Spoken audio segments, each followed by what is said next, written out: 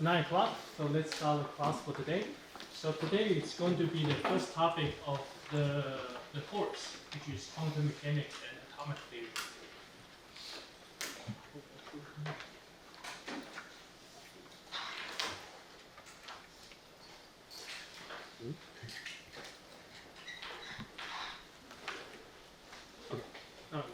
Okay, so the subtopics are electromagnetic radiations, the nature of matter, the atomic spectrum of hydrogen, the Bohr model, the quantum mechanical description of the atom, the particle in the box, the wave equations for hydrogen atoms, the physical units of a wave function. But don't worry, we are not going to go through all the topics today. We're going to spend the next 4, including today, class periods to actually go through chapter 12, quantum mechanics and atomic theory. Okay, and there are actually more topics, so don't worry. Okay, so let's go back to our history of human, right? So last time we were talking about the importance of chemistry, right? Going all the way back to about 16th centuries. And we see that chemistry really brings big revolutions in human history. And it actually helps humans to actually maintain getting healthier and healthier. And that means the human population grow faster and faster. So in 1909 to 1910, we have the invention of Haber-Bosch process. That basically give you the chemical fertilizers, so making crops cheaper and cheaper, so we can actually feed more humans, right?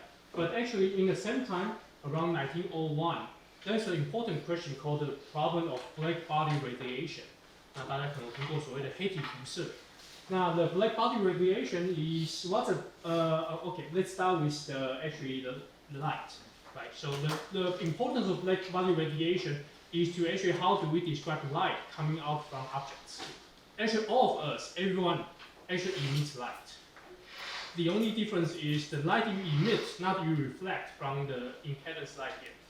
You cannot actually see with your human eye, right? Because we irradiate infrared.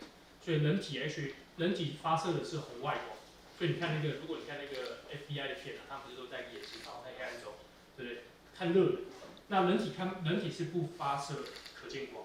那到底什么样的温度会发射什么样的光？这是我们要讨论的。So now let's go deeper into this topic, right? So what's light? Light is electromagnetic radiation. So 2 parts, electromagnetic. Right? Yes, electrical and magnetic fields that simultaneously oscillate in planes merging perpendicular to each other and in the direction of propagating space. What does that mean? That means the computer is still hard to use.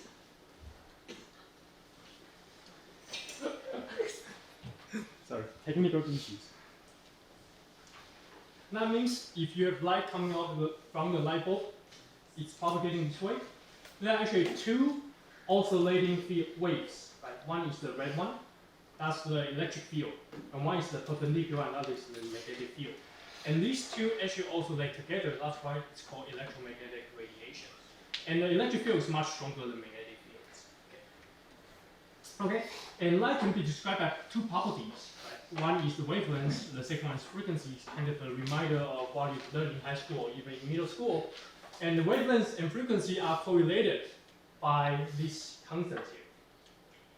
Maybe hard time to use a laser pointer. Okay, and the equation is shown here. That is frequency multiplied by wavelength. Frequency, we usually use the symbol nu, nu, nu. It looks like a V. It's a Greek letter for V. And wavelength, we use the lambda, which is L, Greek letter for L. So L multiplied by V gives you C, which is speed of light, which is a constant, right? 3.00 times 10 to the 8th power. And in our reality, it's 2.9979245 times 10 to the 8th power. You don't need to remember this number, but it's good to actually have a sense about this number, about 3 times 10 to the 8th power, right? So that means for a given light, you can actually calculate the wavelength and frequency. If you are given one, you can calculate the other, because the multiplication of these 2 will give you a constant number. That is the speed of light. Okay? And how fast is this number here? 8 times 10 to the 8th power, right? That means for 1 second, light can actually circle around the Earth 7.5 times. That's how fast light moves, actually. Okay? And of course, I just described we have 2 ways to describe light. One is wavelength, one is frequency, and they are interconnected. So you can see that wavelength is formally defined as because light is a wave. So if you're going from the top of the wave to the second top of the wave, this is called the wavelength, lambda 1. And the second one, the green light, has a lambda that is smaller, and the blue light has a lambda that is even smaller. That means red light has a smaller frequency, green light has a larger frequency, and the blue light has a largest frequency because they are inversely proportional, right? The smaller the wavelength, the larger the frequencies. Okay, so now let's go back to the problem, and here's a quick description of the spectrum of light before we go to black body radiations. Still very hard to use the laser pointer. Okay, so here's the whole spectrum of light going from all the way from radio waves go to gamma waves. OK， 有没有雷射？这实在是这样我没办法上课。有没有那个一般的雷射？没有啊，没关系，下次我再自己再看完视频。OK, I'm saying that it's really hard to use this laser pointer. It's kind of hard. So I'm going to bring a normal laser pointer next time. Okay, so I'm not going to use the laser pointer at all today. Okay, so it's going from radio waves all the way to gamma waves, right? And you have different parts. And we're talking about light can be described by wavelengths, right? The length from the top to the top, or the frequency, how fast it moves around, right? So if you actually look at the wavelengths and the different parts of the wavelengths, microwave actually corresponds to the size of a bee. 所以如果你看一只蜜蜂，那个 microwave 实际上跟蜜蜂的大小是差不多。虽然我们眼睛看不到它，但是它大小跟一个蜜蜂差不多。所以你可以想象就是好几只蜜蜂从你这边穿过来。Okay, IR looks like the size of the needle, and then all the way now to UV and X-ray and gamma ray. Right? So X-ray is what you actually see in the hospital. Right? You actually go into the hospital, you actually see that X-ray is used to actually get an image of your chest, and UV is what you wear the glasses for. Right? 你要防止紫外线，它会伤害你的眼睛。Visible light is what you can see, and infrared is what emits from the heaters. 所以记得红外线光系跟热是有相关性。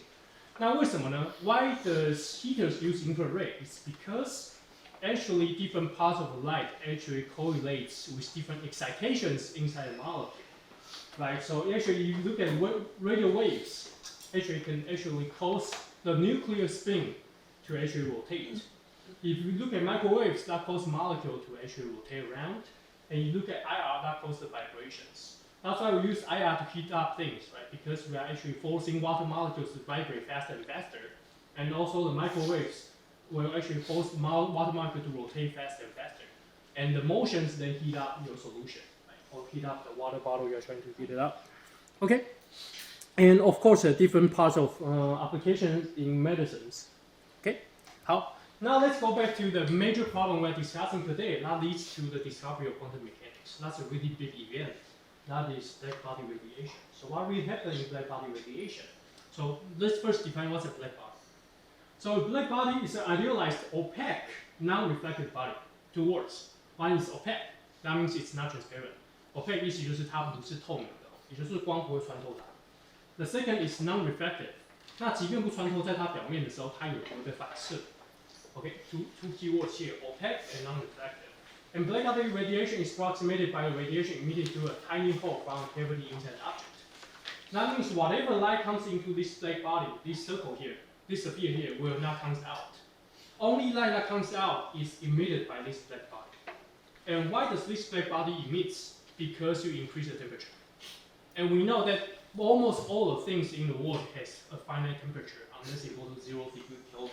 Right? So that means almost everything in the world actually emits light, just at different frequency. Okay? So for example, our sun actually emits red color. So you can see that if you actually look at an image of the sun that was taken by NASA or whatever telescope, you see a red color. And this is emitted by sun by itself. So sun is actually a really good black body that has a temperature of 5,600.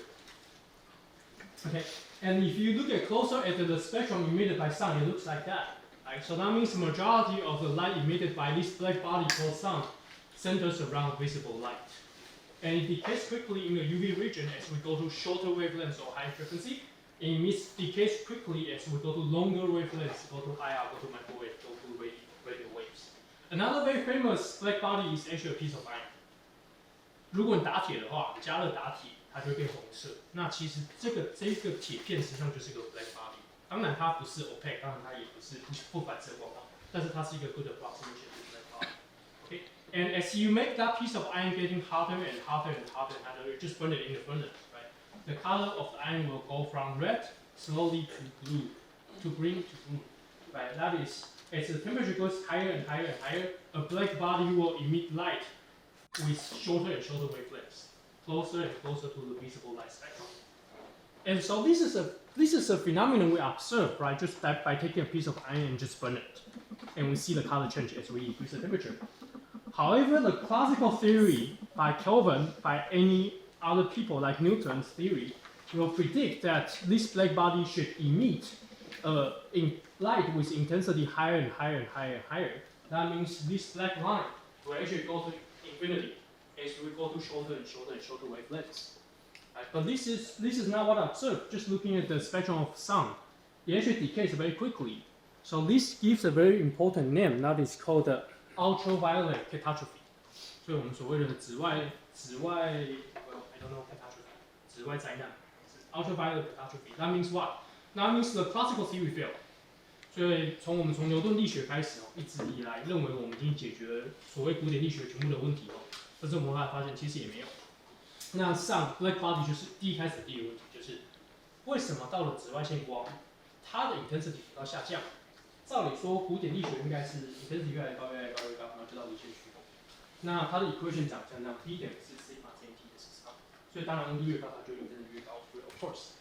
Okay, so this really leads to the very foundation of quantum mechanics. That is, if we use classical mechanics, we cannot describe the solar spectrum of light. Okay, and that leads to the very famous name. The correct equation looks like that, but you don't need to remember that equation, right? So that leads to the very famous word, that is the quantization of energy. 所以整个 black body， 哎呀，紫外在变，紫外在变，好，谢谢，紫外在变，好。The very importance of ultraviolet catastrophe 紫外在变 leads to the very famous observation that is called quantization of light. 也就是说，量化能量的量化，就是能量不是 continuous， 它是一格一格一格一格慢慢转过去。Then what's the smallest unit of light? The smallest unit of energy, right? We need to quantize it. That means we need the smallest scale, right? That is called the Planck's energy, and was discovered by this very famous theoretical physicist called Max Planck, right? So Max Planck solved the problem in 1901 by assuming that energy is quantized and can be transferred only in discrete units of size. That is h nu. That means every given frequency, the energy of light will correspond to multiplied by h, and h is called Planck's constant. It's a number that is shown here, 6.626 times 10 to the minus 34 joule per second. That means this is the smallest unit of light or energy, right? You cannot go beyond this energy. And every other energy is just integer multiplying by that smallest scale. 所以你可以想象普朗克常数实际上是你把能量放在一个尺上，然后再对它做进行刻度，刻。那最小的那个刻度就叫做一个普朗克能量。那我们再问，就是你现在这个能量，你这个波的能量是几个普朗克能量 ？Okay, so now you can imagine that the Planck's constant is a scale, like a ruler, that weighs out, that kind of measures how large the energy you are emitting out of your light, right? And then the smallest scale is called the Planck's energy, with a constant shown here. Okay, and this is very important discovery that really led to the Nobel Prize. In 1918. So he proposed the idea in 1901 and he won the Nobel Prize 17 years later. This is Max Planck. And he is sometimes called the father of quantum mechanics. 他有些时候被认为是量子力学之父。And of course, not just that, not just because he laid the foundation of quantum mechanics and won the Nobel Prize. There are actually many institutes in Germany named after Max Planck. So you can see how important he is. Right? Max Planck Institutes.所以就像我们的中研院在德国一样有类似的研究机构，那它叫做马普所，Max Planck Institute. And there are actually Max Planck Institute just like our Academia Sinica that studies chemical biology, studies theoretical physics, studies condensed matter, studies chemistry, and that led to many Nobel Prize winners. Right? As late as 2022, Nobel Prize in Medicine that gave to the historical discovery of human. 所以人类到底是尼安德塔人呢，还是其他人种？对不对？这是2022年在 Max Planck Institute for Human Studies 那得到诺贝尔奖。Now, related to chemistry, you can see that in 2021, Nobel Prize in Chemistry was given to COFO, Max Planck Institute in COFO, Benjamin List. 那 COFO 是一个很有名的研究机构 ，COFO 就是 Coal Research Foundation，Coal 就是我们所谓的煤炭，所以它翻译过来就是马古所煤炭研究所。COFO stands for Coal Research Center, so that is to study of the coal. And the most important discovery out of COFO, actually, you guys are using it now. 所以有没有人要猜一下，在 COFO 里面，当然2021年那个 Benjamin List 的 Nobel Prize， 但是 COFO 有一个非常有名的研究，那其实你们现在每个人都在用它，所以你可以想见它赚了多少钱，非常非常多的钱。So guess what really comes out of COFO, this Max Planck Institute, and you guys are using it, so you can imagine how much money they have earned just by patenting this technology. 你要猜一下吗 ？Any guess? And you're going to get attendance point, by the way. Yes. 0. What? 0. 0? What do you mean by 0? Number 0? Or? What was the question again? So what was the great invention coming out of COFO that all of you are using it now, and that means a really big amount of money for COFO? Huh? No. I'm saying the invention. What was the invention? 那猜一下，跟化学有非常非常大的相关。所以如果有些人有兴趣做，比如说聚合物，你对于那个多聚物有兴趣 ，polymer， 你对于甚至半导体啊，半导体其实也有很多聚合物都是有相关性。答对了 ，exactly， 就是你们现在看到的全部的塑胶，你们的保特瓶啊，你们的衣服啊，你们衣服其实都是塑胶，只是跟它聚合物嘛，对不对？所以塑胶那时候有非常有名的一个催化剂叫 Zignala Catalyst。它就是一开始我们合成塑胶，因为塑胶我们有 PP， 对不对？有 PE， 有第一类、有第二类、第三类、第四类、第五类、第六类，所以我们要不同的方式制造塑胶，甚至有些功能性塑胶，你们衣服也是功能性塑胶。那 COFO 就是最重要的当初研究，因为为什么？因为煤炭挖出来它就是石油，对不对？我们石油要提炼，提炼成多聚物，让你们可以穿在身上。Okay, so yes, polymer was one of the major invention catalysts for polymer synthesis. Selective polymer synthesis was discovered at COFO, called the Zignata catalyst, was actually discovered by two people, Ziegler and Nata, two people. And that allows the efficient polymerization of petroleum gas and to create all the plastics you're using right now. And if you go to COFO, I visited once, there's a hole called the Ziegler hole. And after another Nobel Prize winner. So you can see how important Max Planck Institute is actually. Okay, now let's move on, right? 1901, we encountered a problem. The solar spectrum of sun deviates from the classical theory of mechanics. And later on, we realized if we assuming light is quantized by Max Planck, then we can solve the issue with solar spectrum. And that was the black body radiation problem. Okay, and later on in 1905, we discovered something called the photoelectric effect. What's the photoelectric effect? A lot of text here. So classically, the number of electrons emitted by a beam of light should be dependent on the intensity of light. What does that mean? That means if you turn this light up, brighter and brighter, all of your electronics right now will emit more electrons. Right? All of your electronics. However, studies found that no electron was emitted by a given metal below a specific threshold. That means if we change this white light into blue light, electron will come out of your iPad. But if you change this light into green light, no electron will be observed. And how do you observe electron? Just connect it to a circuit. 那电机系的同学就把它连到一个那个完整的电路，就知道有电出来。For light with a frequency lower than the threshold frequency, no electrons are emitted regardless of the intensity of light. So we have a criteria, that is, light need to have a particular frequency. Otherwise, nothing will happen. For light with frequency greater than the threshold frequency, the number of electrons emitted increases with the intensity of light. 只有在你超过那个 criteria， 那个你的 frequency 够高，这时候你把这个灯光开强一点，才会有更多的电流出来。For the light with frequency greater than the threshold frequency, the kinetic energy, we have another keyword here, the kinetic energy of the emitted electron increase linearly with the frequency of the light. 也就是除了电子出来的量越来越多以外，它移动的速度也跟你的 frequency 有关，所以有两个部分哦。So three things here. First, you need to be higher than the threshold frequency. And if you are higher than the threshold frequency, say going from green light to blue light, you turn up the brightness of light, the intensity of light, you get more electrons. And what if you not just turning up the brightness, you make the light even higher in energy, going from blue to ultraviolet. The kinetic energy of the electron gets higher. It can penetrate a thicker depth of a piece of anything, right? So that's an example here. This is a piece of potassium， 所以你就拿一片假金属，就是一片假金属，然后你就拉一条电线，完成一个电路哦。If you use red light, that is an energy of 1.77 electron volt and 700 nanometer. Remember, energy is related to frequency by Planck's constants, and frequency related by wavelengths by the speed of light. Okay, 1.77 electron volt, you observe no electron coming out. If you increase the frequency to 2.01 electron volt, that is yellow light, you start to see electron coming out, but not with enough kinetic energy that kind of bounce out.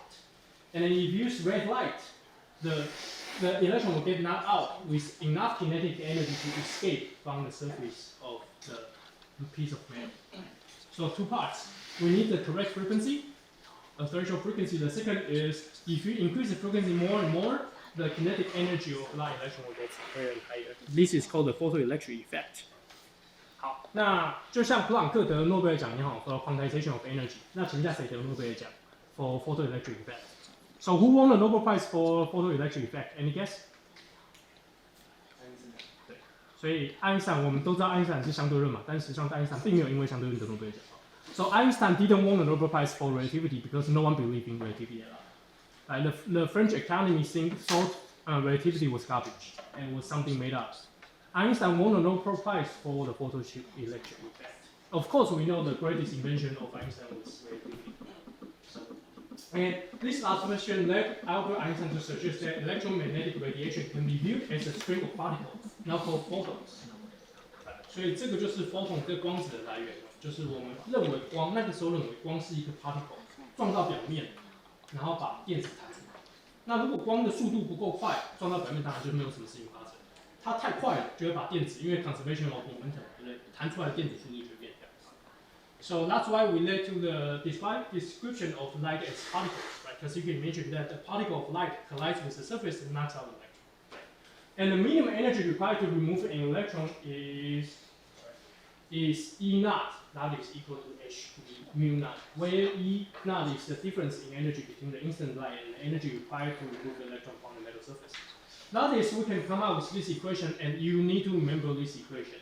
That is the kinetic energy of the electron equals to 1/2 mv squared. That is the typical equation for kinetic energy equals to h nu. That is the energy of the incident light subtract by the threshold energy, like h nu naught. And nu naught is the threshold frequency. 所以这个公式是要记得，大家记得。Please remember this equation. And of course, for this work, Einstein won the Nobel Prize in Physics in 1921 with that very important equation. And later on, of course, with more experimental discovery, we realized relativity is important, right? And relativity exists. However, Einstein didn't win the second Nobel Prize for that. Okay? Okay, and what's the use of photoelectric effect? The most important use is solar energy. 所以太阳能，我们在讨论嘛，我们要用太阳能，我们要用绿电，我们要用太阳能绿电。那我们太阳能板就是用 photoelectric effect.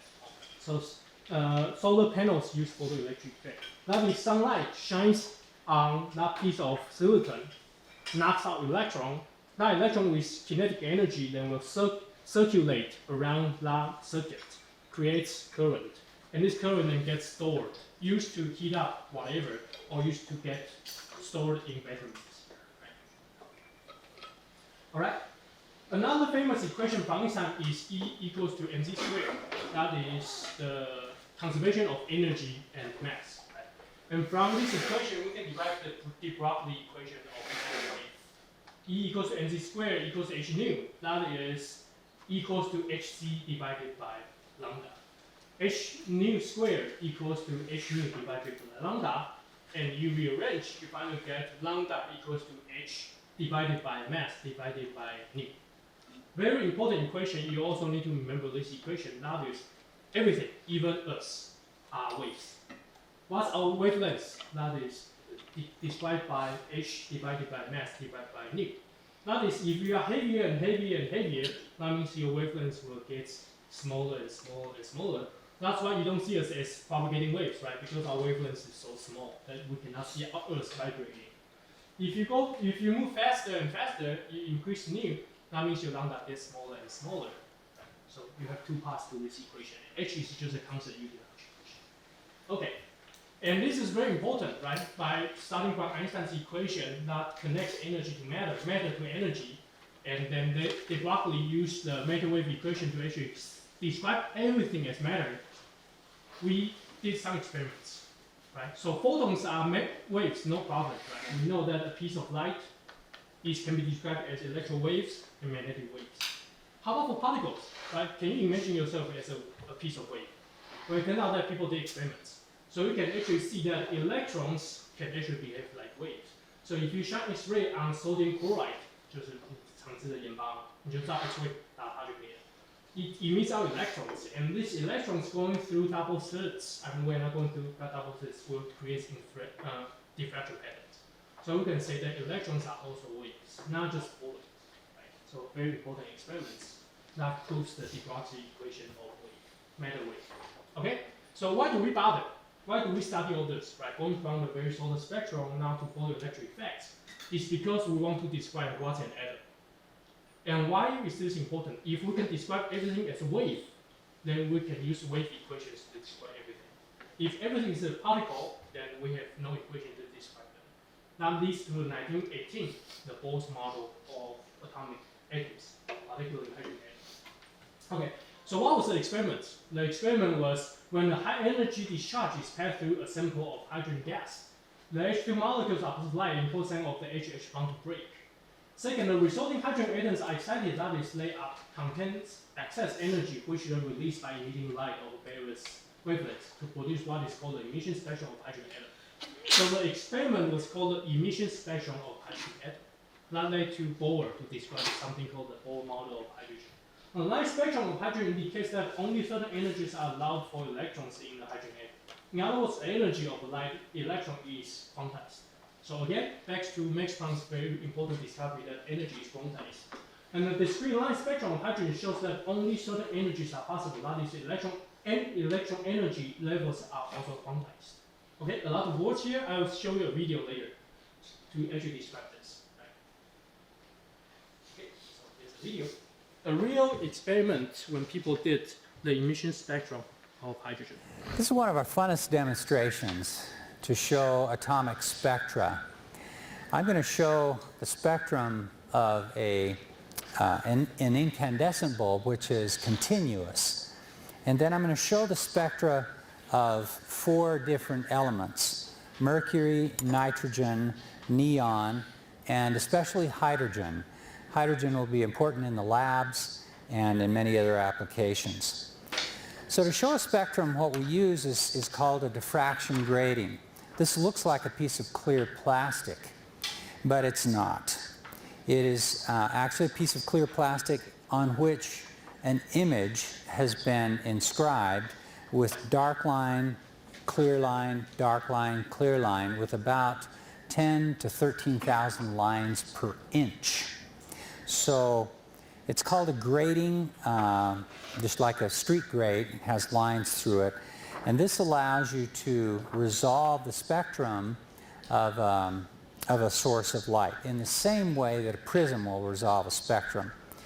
So what we're going to do is to place this diffraction grating in front of a camera and show you the view of this continuous source with the diffraction grating in place.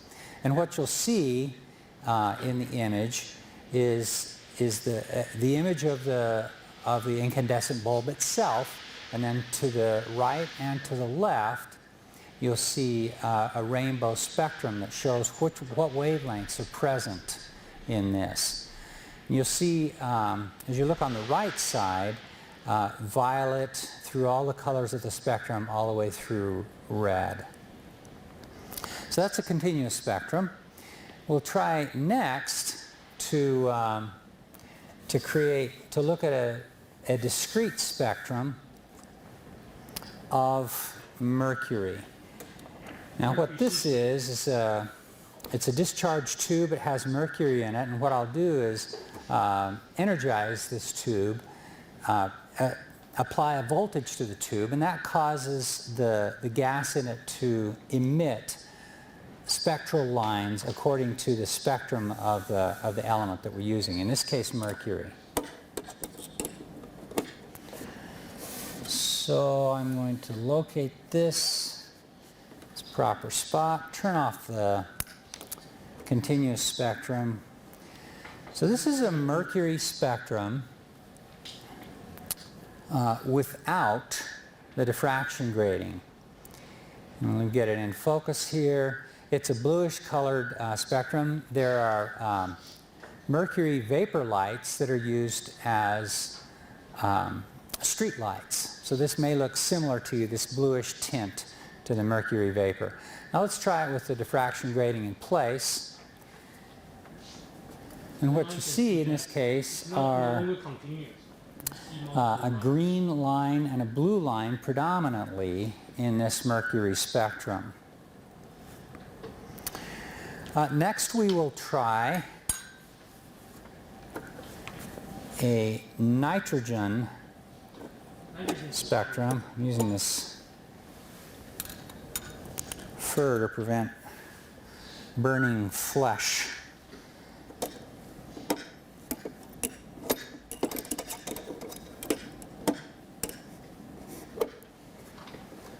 So this is nitrogen spectrum. And with the diffraction grating in place, we see a number of lines present. Some red, orange, yellow, green, and a violet turquoise-ish colored line. That's nitrogen. Two more. This is neon. There's a beautiful orange look to it. And when the diffraction grating is in place, you see a large number of red and orange lines. This is exactly what's used for neon lights. The original neon light was made out of neon like this. There are other gases that are used to form signs, but neon was really where it started off. It has a beautiful, bright, reddish-orange spectrum. So this is hydrogen. It has a reddish cast to it. And when the diffraction grating is in place, you'll see three lines. The farthest from the central image is a red line. That's the hydrogen alpha line. And it is very important in star images. A lot of nebula in the sky have hydrogen alpha line as one of their prominent spectral lines.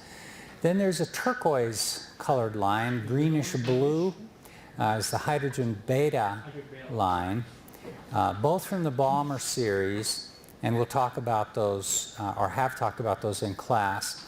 And then finally, the hydrogen gamma line is a violet line, is generally considered to be the one that's, those three lines are visible in the hydrogen spectrum.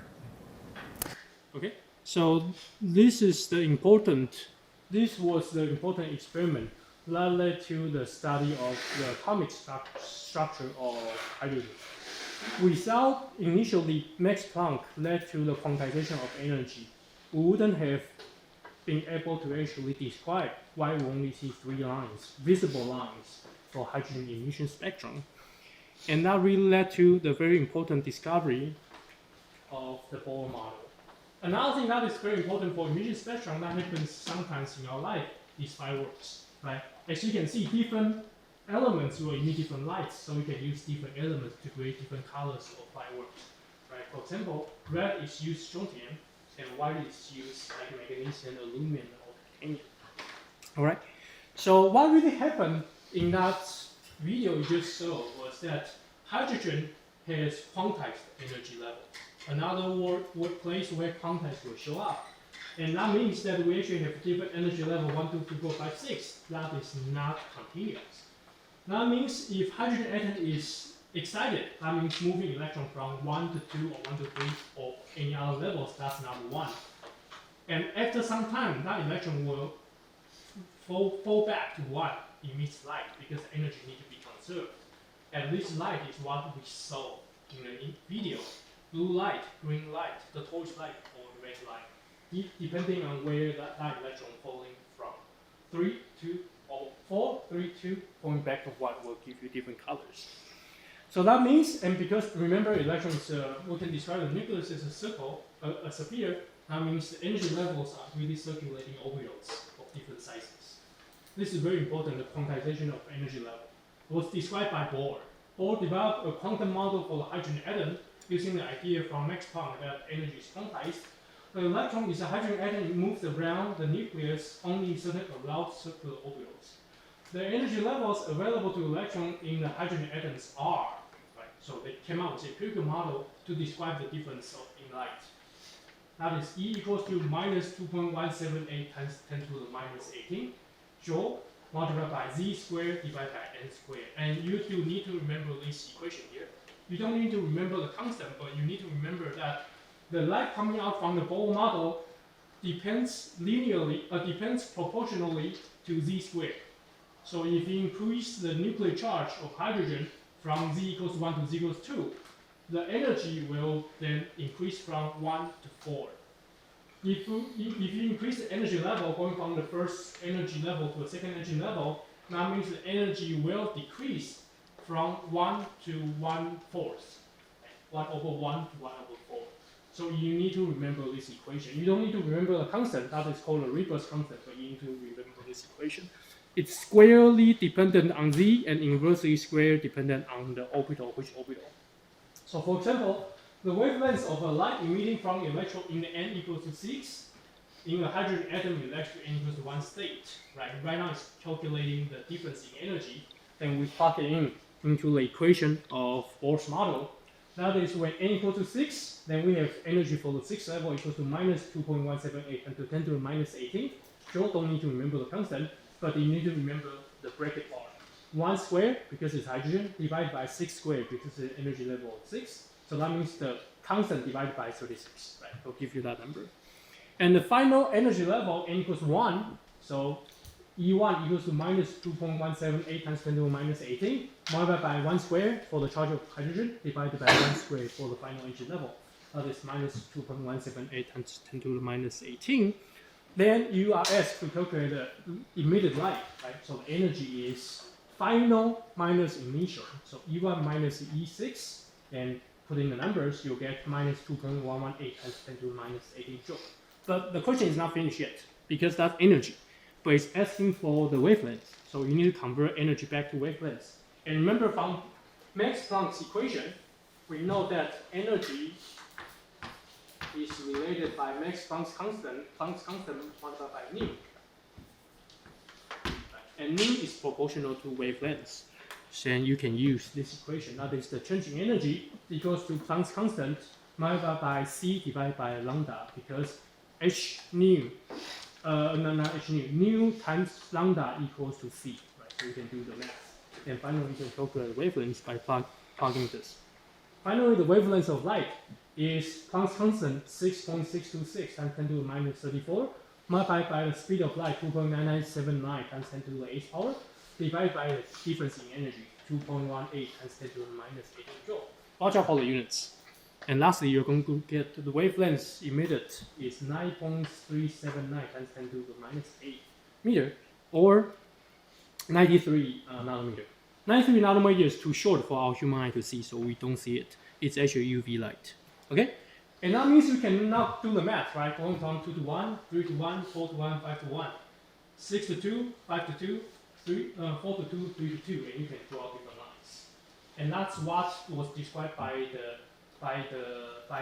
the video. Bowman series, Riemann series, and Gaussian series. You don't need to remember the names. You just need to know that Bowman series, if you look at the wavelengths, 410 nanometer, 434 nanometer, 486 nanometer, 656 nanometer. Those are visible lights. So for human, we can see the Bowman series.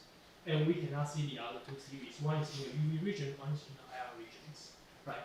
And these are the alpha lines, beta lines, and gamma lines I was described in the video. Okay, so Bohr model was a success because we can use Bohr model to describe the 3 lines we saw in that video. And of course, there are more examples here, so you can go through the example yourself. Okay, and of course, that led to Bohr winning the Nobel Prize in 1922 for the discovery of atomic theory, for the invention of the atomic theory for hydrogen. Okay, any questions so far? Okay, okay, that's all for today. We still have 10 minutes. Okay, let's go to the next lecture. I'll upload the slides, don't worry. Cool.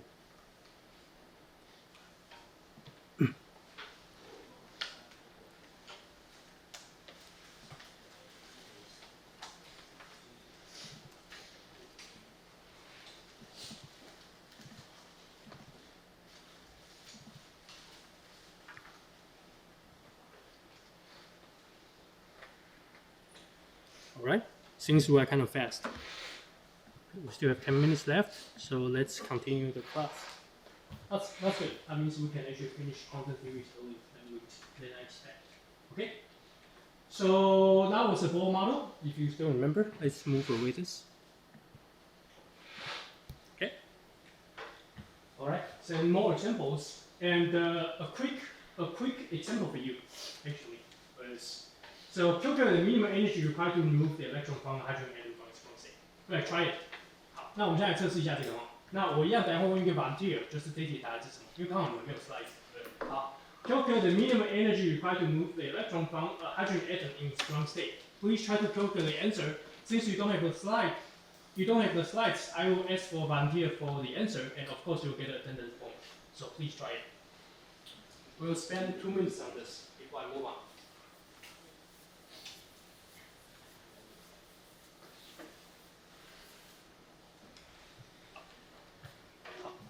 同学们试一下这一题哦。那等一下我一样会要一个 volunteer， 那你可以装 attendance point。With the answer already？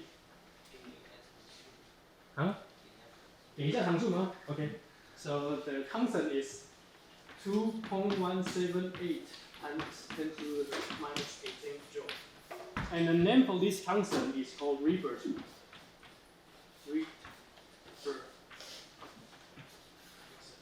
It's named after the very famous physicist Reber.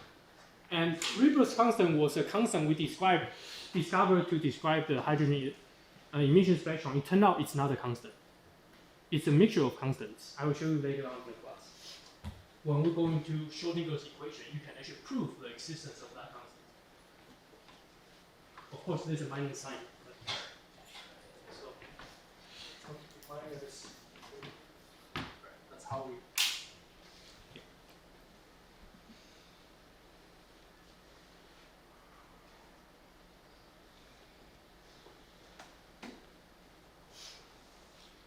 And watch out, it's asking for energy, right? So you need to be in joule.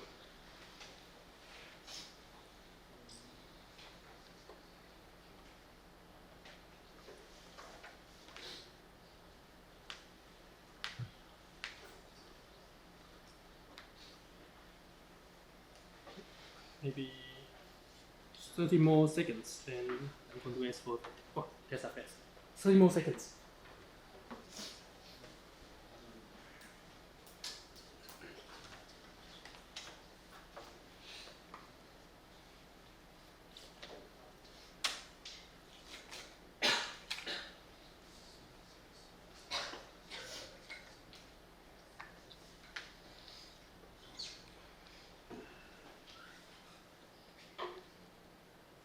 Okay, I'm going to count to 3, then you can raise your hand. 然后数到3哦。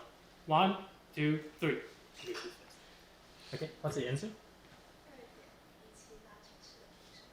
2.178乘以 Yes, so she's right. The answer is this number. Right, so yes. Why? Because this number will multiply by z squared divided by n squared, right? The ground state, that means n equals 1. The final state removal, that means go to infinite. N equals to infinite. And if you put infinity here, you get 0. So the final edge is 0. the initial energy is just this number, it's 1. So it's going to be 0 subtracted out by this number will be 2.178 minus 18 joule. And why? Why do we waste time calculating? And the answer is here. So if you didn't get the correct answer, that's okay. Just take a quick look on the answer here and try to practice. Okay? And why? Why do we bother? It's because this is a special number. It's not anything. If you do the math, you realize this number can be converted to electron volt. That is 13.6 electron volt. And this number is special. Why? Because price of this energy is 27.2 electron volt, and this is what we call the atomic unit of energy. So atomic unit of energy times second is called Planck's constant, and atomic unit of energy is 27.2 electron volt. That is twice the energy of the removal electron of hydrogen, or the ionization energy of hydrogen. And of course, you can prove that, and we are not going to go through this because it's too hard. But I do have a class that talks about this. It's a graduate level class. I actually go through the derivation and go to the practical implementation of computational chemistry, application of computational chemistry. So if you are interested, more than free to sign it up. You will be taught next semester. Okay? Now, 1913, I'm almost running out of time. 1913, we have the famous Bohr model that describes the hydrogen emission spectrum with this something called the Weber's constant, and the equation not shown here. That's second power related to nuclear charge, and inversely second power to the energy level. Then finally, 1925, we have something famous that is called Schrödinger's equation. So starting from Max Planck, that describes the quantization of energy, then to 1913, where we have some experimental observations for hydrogen atom, and we use some equations, empirical equations to describe that. But we still need a fundamental equation to describe everything, not just for hydrogen. How about for helium? How about for mercury? How about for nitrogen?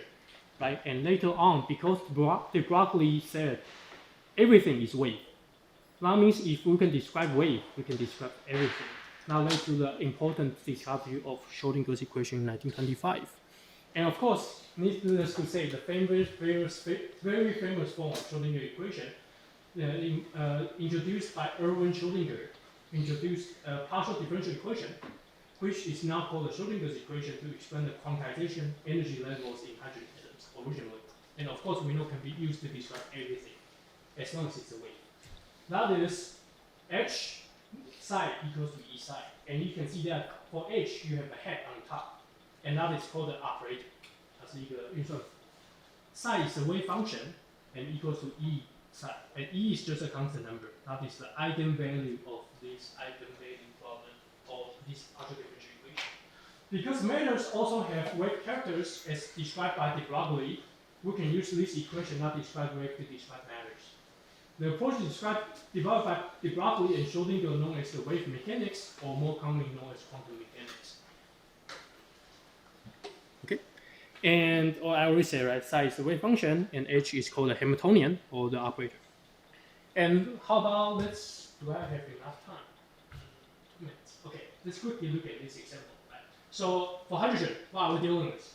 We are dealing with a single proton, right? 一个质子. And we also have an electron that is orbiting this proton. So now we are going to use Schrödinger's equation to describe this system. Right? So a positive charge doesn't move. The negative charge, the blue ball, that is moving around, not hydrogen atom. Like a wave, right? Doesn't just move around, but it's a wave.